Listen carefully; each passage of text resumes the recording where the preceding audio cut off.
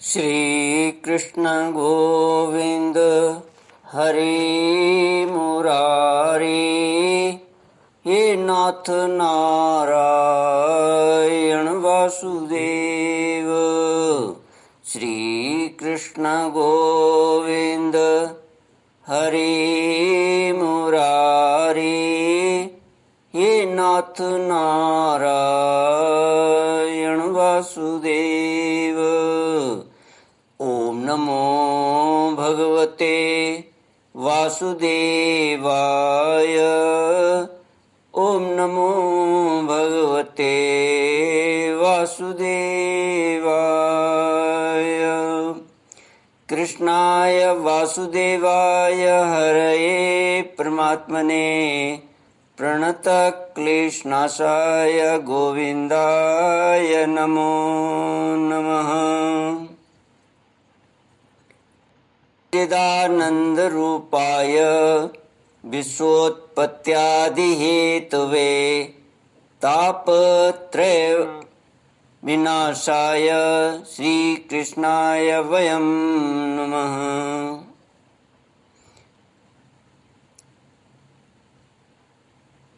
श्री कृष्ण गोविंद हरि मुरारे, हे नाथ नारायण वासुदेव। सच्चित आनंद स्वरूप परमात्मा जो सृष्टि के उत्पत्ति, पालन और संहार करता है तथा जीवों के आध्यात्मिक आदि दैविक आदि भौतिक तापों को नष्ट करने वाले हैं, अर्थात जीवों के मानसिक शारीरिक और भौतिक दुखों को दूर करने वाले हैं, उन श्री कृष्ण भगवान को हम नमस्कार करते हैं। श्री कृष्ण गोविंद हरि मुरारे, हे नाथ नारायण वासुदेव।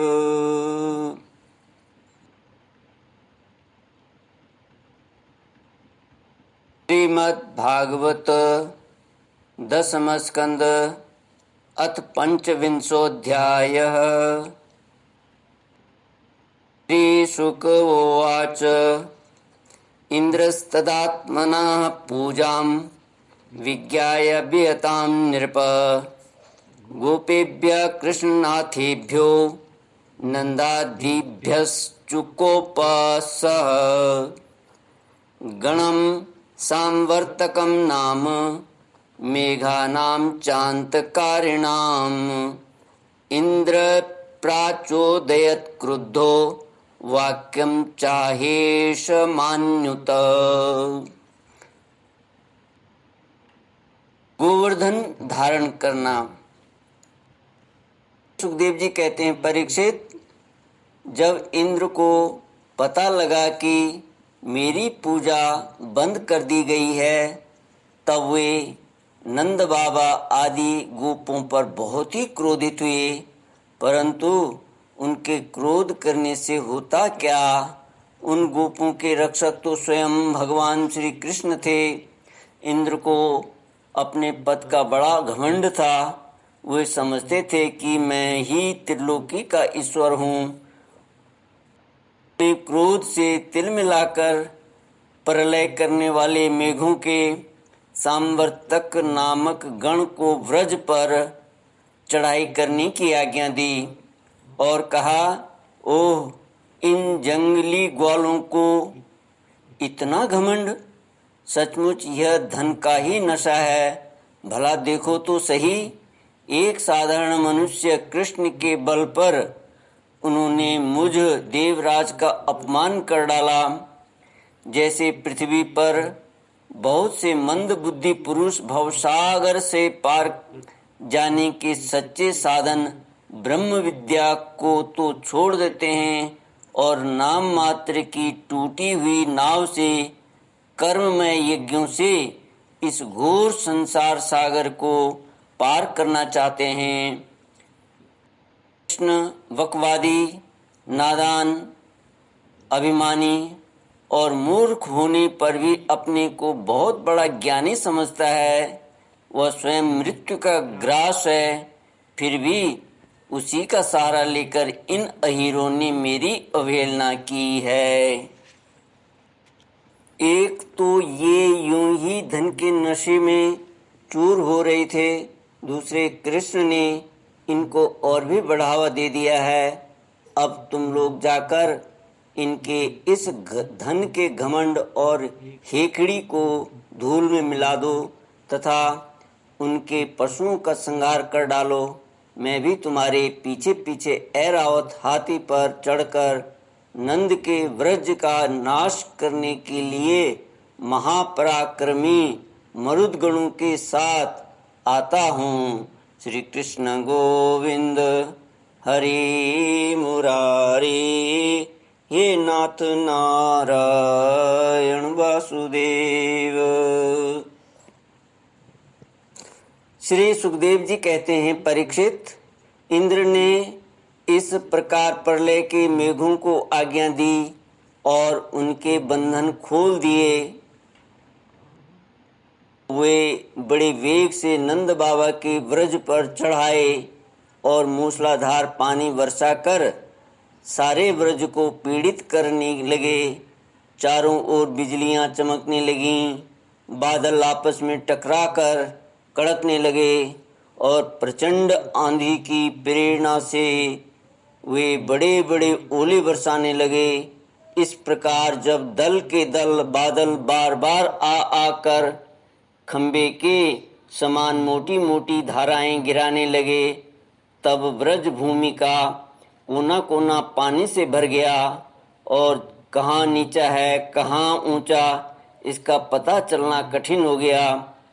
इस प्रकार मूसलाधार वर्षा तथा झंझावात के झपाटे से जब एक एक पशु ठिठुरने और कांपने लगा, ग्वाल और ग्वालिनी भी ठंड के मारे अत्यंत व्याकुल हो गईं, तब वे सब के सब भगवान श्री कृष्ण की शरण में आए।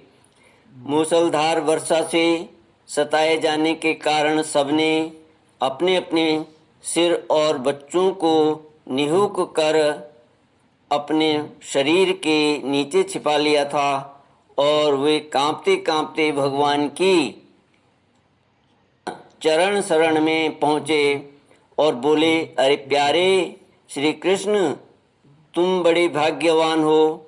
अब तो कृष्ण केवल तुम्हारे ही भाग्य से हमारी रक्षा होगी।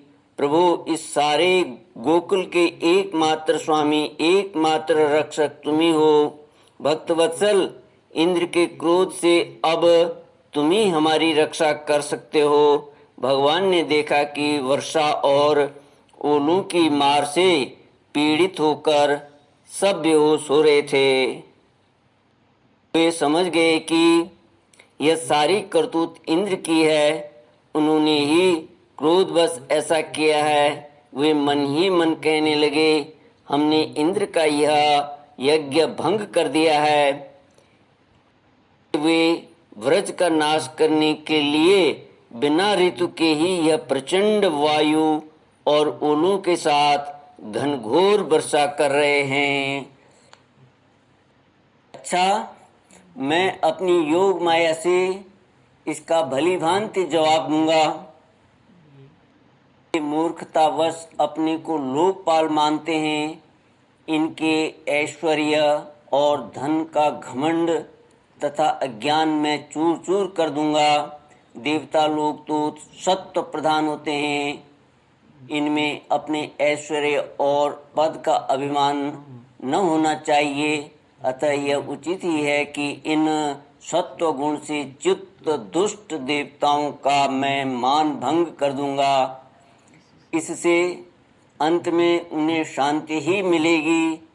यह सारा व्रज मेरे आश्रित है, मेरे द्वारा स्वीकृत है और एकमात्र मैं ही इसका रक्षक हूँ। अतः मैं अपनी योग माया से इसकी रक्षा करूँगा। संतों की रक्षा करना तो मेरा व्रत ही है। अब उनके पालन का अवसर आ पहुँचा है। भाष्यकार इस पर टिप्पणी करते हुए कहते हैं कि भगवान कहते हैं कि सकृदेव प्रपन्नाय तवास्मीति च याचते अभयं सर्वभूतेभ्यो ददाम्येतद्रूपं मम ददाम्येतद्व्रतं मम। जो केवल एक बार मेरी शरण में आ जाता है और मैं तुम्हारा हूँ इस प्रकार याचना करता है, उसे मैं संपूर्ण प्राणियों से अभय कर देता हूँ। श्री कृष्ण गोविंद हरे मुरारे, हे नाथ नारायण वासुदेव। इस प्रकार कहकर भगवान श्री कृष्ण ने खेल खेल में एक ही हाथ से गिरिराज गोवर्धन को उखाड़ लिया, और जैसे छोटे छोटे बालक बरसाती छत्ते के पुष्प को उखाड़कर हाथ में रख लेते हैं, वैसे ही उन्होंने उस पर्वत को धारण कर लिया। इसके बाद भगवान ने गोपों से कहा, माताजी, पिताजी और ब्रजवासियों, तुम लोग अपनी गौओं और सब सामग्रियों के साथ इस पर्वत के गड्ढे में आकर आराम से बैठ जाओ। देखो, तुम लोग ऐसी शंका न करना कि मेरे हाथ से यह पर्वत गिर पड़ेगा। तुम लोग तनिक भी करो, इस आंधी पानी के डर से तुम्हें बचाने के लिए ही मैंने यह युक्ति रची है। जब भगवान श्री कृष्ण ने इस प्रकार सबको आश्वासन दिया, ढाढ़स बंधाया, तब सब के सब ग्वाल अपने अपने गोधन, छकड़ों, आश्रितों, पुरोहितों और भृत्यों को अपने अपने साथ लेकर सुविधे के अनुसार गोवर्धन के गड्ढे में आ घुसे। श्री कृष्ण ने सब ब्रजवासियों को देखते देखते भूख प्यास की, आराम विश्राम की आवश्यकता आदि सब कुछ भुलाकर 7 दिन तक लगातार उस पर्वत को उठाए रखा। वे एक डग भी वहां से इधर उधर नहीं हुए।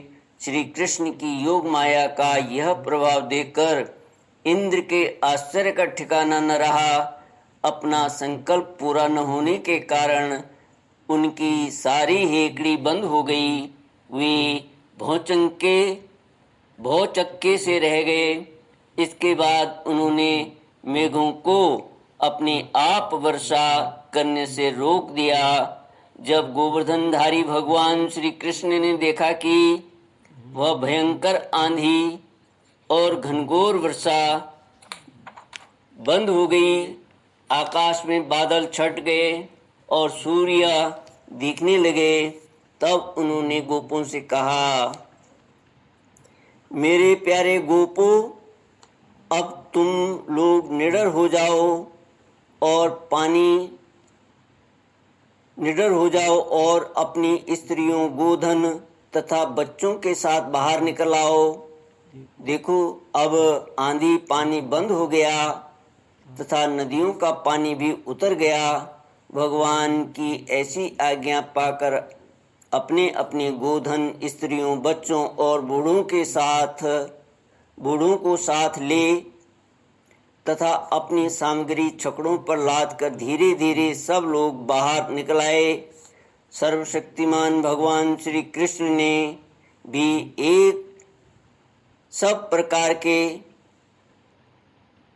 कृष्ण ने भी सब प्राणियों के देखते देखते खेल खेल में ही गिरिराज को पूर्ववत उसके स्थान पर रख दिया। व्रजवासियों का हृदय प्रेम के आवेग से भर रहा था। पर्वत को रखते ही वे भगवान श्री कृष्ण के पास दौड़ाए। कोई उन्हें हृदय से लगाने और कोई चूमने लगा। सबने उनका सत्कार किया। बड़ी बूढ़ी गोपियों ने बड़े आनंद और स्नेह से दही, चावल, जल आदि से उनका मंगल तिलक किया और उन्मुक्त हृदय से शुभ आशीर्वाद दिए। यशोदा रानी, रोहिणी जी, नंद बाबा और बलवानों में श्रेष्ठ बलराम जी ने स्नेहातुर होकर श्री कृष्ण को हृदय से लगा लिया तथा आशीर्वाद दिए। परीक्षित, उस समय आकाश में स्थित देवता, साध्य, सिद्ध, गंधर्व और चारण आदि प्रसन्न होकर भगवान की स्तुति करते हुए उन पर फूलों की वर्षा करने लगे। राजन, स्वर्गलोक में देवता लोग शंख और नौबत बजाने लगे। तुम्बरु आदि गंधर्वराज भगवान की मधुर लीला का गान करने लगे। इसके बाद भगवान श्री कृष्ण ने व्रज की यात्रा की। उनके बगल में बलराम जी चल रहे थे और उनके प्रेम ग्वाल बाल उनकी सेवा कर रहे थे। उनके साथ ही प्रेममयी गोपियां भी अपने हृदय को आकर्षित करने वाले, अपने उसमें प्रेम जगाने वाले भगवान की गोवर्धन धारण आदि लीलाओं का गान करती हुई बड़े आनंद से ब्रज में लौट आई। श्री कृष्ण गोविंद हरे मुरारे, हे नाथ नारायण वासुदेव। इति श्रीमद्भागवते महापुराणे पारमहंस्यां संहितायां दशमस्कन्धे पूर्वार्धे पंचविंशोऽध्यायः। ओम पूर्णमद पूर्णमिदं पूर्णात् पूर्णमुदच्यते पूर्णस्य पूर्णमादाय पूर्णमेवावशिष्यते। ओम शांति शांति शांति। हरि ओम। श्री गुरुभ्यो नमः। हरि ओम।